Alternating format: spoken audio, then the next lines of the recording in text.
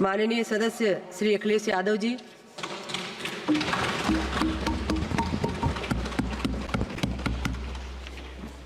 सभापति महोदया, मैं आपका बहुत धन्यवाद देना चाहता हूं कि आपने मुझे बजट 2024-2025 में बोलने का मुझे मौका दिया है। इस सरकार का लगातार ये 11वां बजट है। 11वें बजट के बाद भी नाउम्मीदगी दिखाई दे रही है और सरकार में है तो सरकार के लोग तो अच्छी बात करेंगे ही। न केवल नाउम्मीदगी दिखाई दे रही है बल्कि जो चेहरों पे खुशी होनी चाहिए थी सरकार बनने के बाद, वो चेहरों पे उतनी खुशी नहीं दिखाई दी।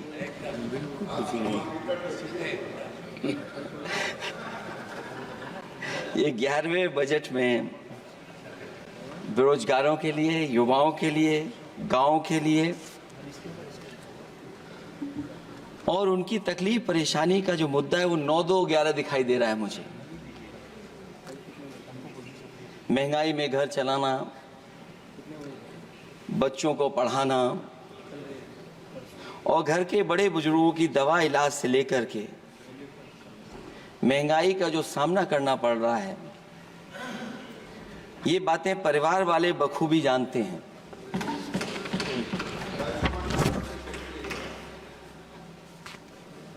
मैं जब सत्ता पक्ष के लोगों के जो आंकड़े देखता हूं और सुनता हूं, अगर इतना सब कुछ 10 साल में अच्छा हुआ है तो आप हंगर इंडेक्स में कहां खड़े हैं? अगर 10 साल बाद भी यही बात सत्ता पक्ष की तरफ से आएगी कि हम कहां खड़े हैं। आपने बड़ा सपना दिखाया make in India. Uttar Pradesh जैसे बड़े स्टेट से सबसे ज्यादा लोकसभा के सांसद चुने जाते हैं। हमें कोई बहुत बड़ा प्रोजेक्ट नहीं मिला, कोई बड़ा प्रोजेक्ट नहीं मिला, प्रधानमंत्री जी मिले हमें।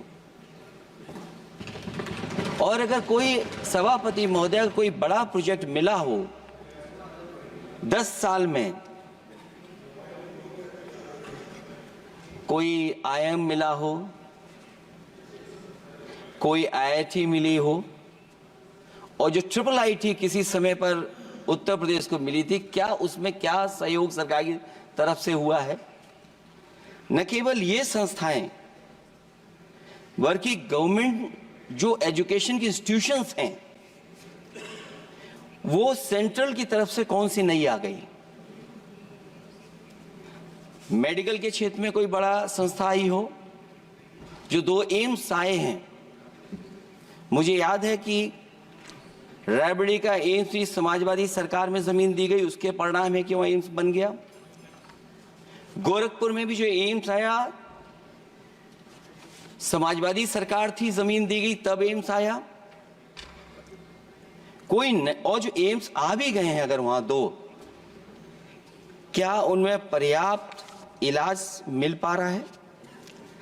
केवल यही नहीं, मेक इन इंडिया सपना तो ये दिखाया गया था कि अगर प्राइवेटाइजेशन हो जाएगा तो नौकरियां मिल जाएंगी। कुछ हद तक तो बहुत सी चीजें प्राइवेटाइज हो गईं, लेकिन नौकरियां कम होती चली गईं। और जो सबसे बड़ा सवाल है, जो पीड़ित परिवार के लोगों को जो हक और सम्मान मिलता है, क्या ये सरकार वो दे पा रही है? टैक्स कलेक्शन में सपना दिखा रहे हैं कि हम यहां पहुंच गए हैं, आखिरकार एक्सपोर्ट क्यों कम होता चला जा रहा है? और हम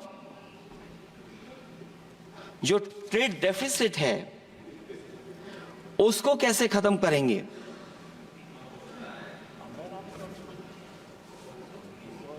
दस साल में अगर हम वहीं के वहीं खड़े हैं और कोई ऐसा कुछ न दिख रहा हो और परिणाम जो रिजल्ट आए हैं यूपी के, उसमें दिखाई दे रहा है कि आपने कितना काम किया है। सभापति महोदय, अगर ये सब कुछ अच्छा किया होता तो क्या परिणाम ऐसे आए होते? जहां हारे ही नहीं हैं आप, सीटें ही कम नहीं हुई हैं। देश के प्रधानमंत्री जी भी वोट से हारे हैं, वोट से हारे हैं। जो कभी 5 लाख तक जीतना था जिन्हें, या 10 का टारगेट बनाया था, कितने से जीते? तो कम से कम इन चीजों को तो देखें। मैं जब सुनता हूं सत्तापक्ष के लोगों को तो मुझे वो लाइनें याद आ जाती कि वो झूठ बोल रहा था, बड़े सलीके से मैं एतवार न करता तो और क्या करता।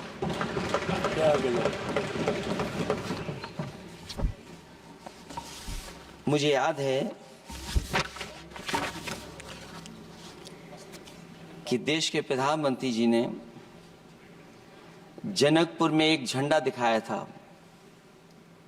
और उस बस में 35 लोग बैठ करके अयोध्या आए थे।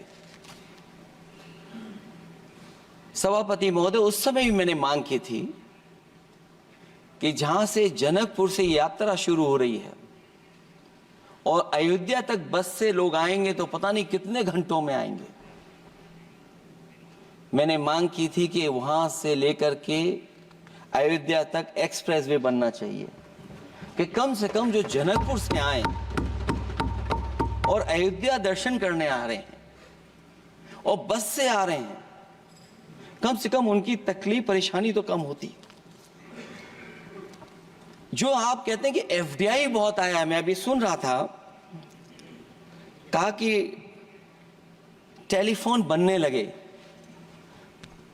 टेलीफोन बन नहीं रहे हैं, मोबाइल बन नहीं रहे हैं।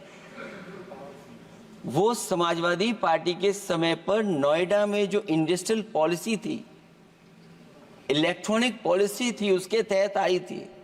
वो इंडस्ट्री जितनी आई है उस समय उस पॉलिसी के तहत आई और बन नहीं रहा है, मेक इन इंडिया नहीं हो रहा है।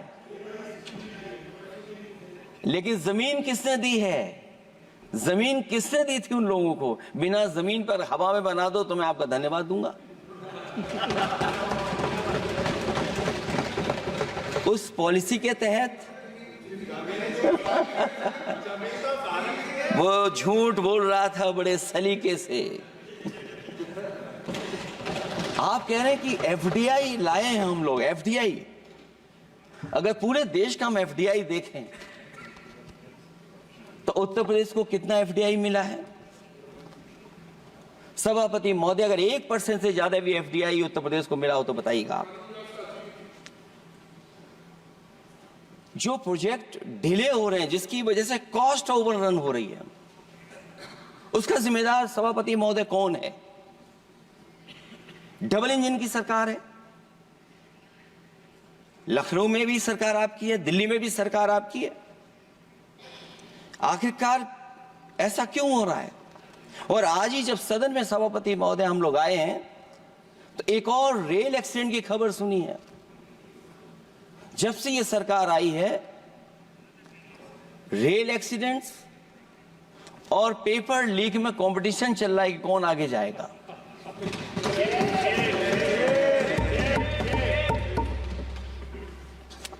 मैं तो अखबारों में पढ़ता था सभापति महोदय कि तोड़ फोड़ करके ये सरकार बनाते हैं। अभी एक सदस्य पिछली बार वो तोड़ फोड़ कर करके शायरी भी बनाने लगे हैं। जो प्रोजेक्ट और जिस प्रोजेक्ट के लिए प्रधानमंत्री जी एयरफोर्स का सबसे बड़ा हवाई जहाज हरकुलिस विमान लेकर के आए थे और वो सड़क पर उतरे थे, वो एक्सप्रेस वे पर उतरे थे। मैं समझता हूं सभापति महोदया, यहां जितने माननीय सदस्य हैं सबने देखा होगा और सबने निर्देश के अनुसार उस पर ट्वीट भी किया होगा। वो जो एक्सप्रेसवे अगर किसी ने बनाया था सभापति महोदय, जो डिजाइन, टेक्नोलॉजी का पार्ट, अलाइनमेंट, वो समाजवादियों की देन थी, वो आपकी देन नहीं थी। ये बात मैं इसलिए कह रहा हूं सभापति महोदय, क्योंकि इस बजट में सरकार चलाने के लिए आपने पैकेज दिया है। हमें कोई नाराजगी नहीं है पैकेज देने की, आप पैकेज और दीजिए। लेकिन अगर आप बक्सर से भागलपुर एक्सप्रेसवे बना रहे हैं तो आप उत्तर प्रदेश के पूर्वांचल एक्सप्रेसवे को क्यों नहीं जोड़ रहे हैं? और मैं तो कहूंगा आपसे कि केवल अगर आप 25 किलोमीटर जोड़ देंगे, जहां पूर्वांचल एक्सप्रेसवे रुक गया था, केवल 25 किलोमीटर आप जोड़ देंगे तो दूसरे काम को अपना जो बनाते हैं, आप ये कह पाएंगे कि दिल्ली से लेकर के आपने भागलपुर तक एक्सप्रेसवे दिया है। हाँ जी, वो अभी से नहीं, बहुत पहले से बन रहा है। बहुत पहले से बन रहा है। मैं ये नहीं कहना चाहता कि क्या दिया आपने, मैं ये कहता हूं कि अगर आप बक्सर से भागलपुर एक्सप्रेसवे दे रहे हैं केवल बिहार के लोगों को खुश करने के लिए, मैं उससे सहमत हूं कि आप बिहार की तरक्की के लिए एक्सप्रेसवे